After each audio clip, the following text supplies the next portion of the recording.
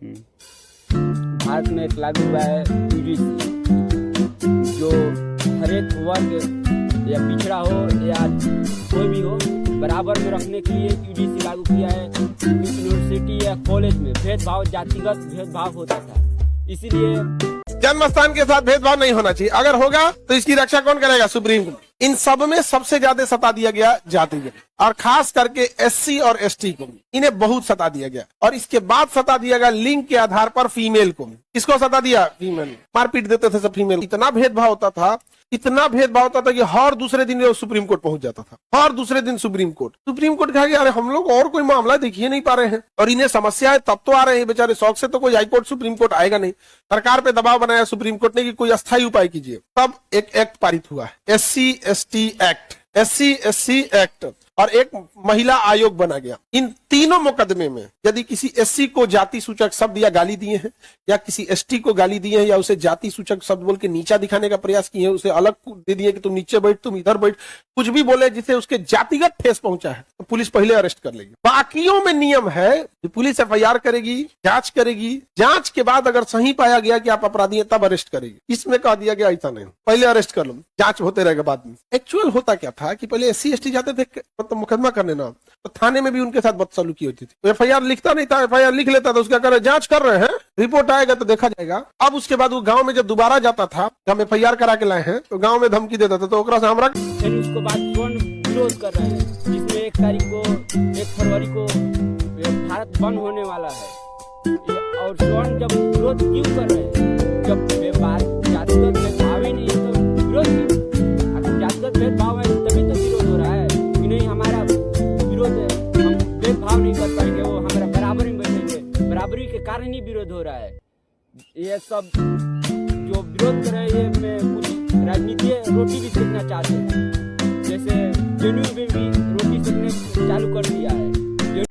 ब्राह्मणवाद की छाती पर, ब्राह्मणवाद की छाती पर, ब्राह्मणवाद की छाती पर, आरएसएस की छाती पर,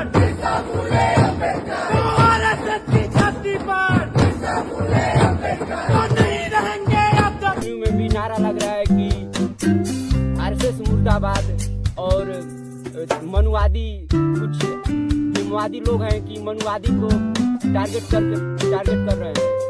इस कारण से आपने जो राजनीतिक रोटी सेकने वाले लोग हैं वो अपना रोटी सेक रहे हैं। इसमें लड़ने वाली कोई बात नहीं है।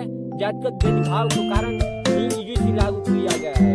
इसमें लोग कह रहे हैं कि यूजीसी काला कानून है। काला कोई कानून कुछ नहीं है। जातिगत भेदभाव हुआ है नारियों के साथ, विकलांग के साथ, और छोटे बिछड़े लोग के साथ, या आदिवासी हो या दलित समाज हो, इन लोग के साथ भेदभाव हुआ है। थाना में रिपोर्ट भी नहीं लिखाता था, भेदभाव भी होता था। जब थाना में दरोगा भी रिपोर्ट नहीं लिखाता था, क्योंकि उनका बड़े लोग के साथ पहुंच होता है, बड़े लोग भी होते हैं, इसीलिए ये कानून लागू किया गया है। इस काला कानून का ये कोई काला कानून नहीं, राइट कानून है, क्योंकि जातिगत भेदभाव खत्म करना है तो कानून का लाना पड़ेगा।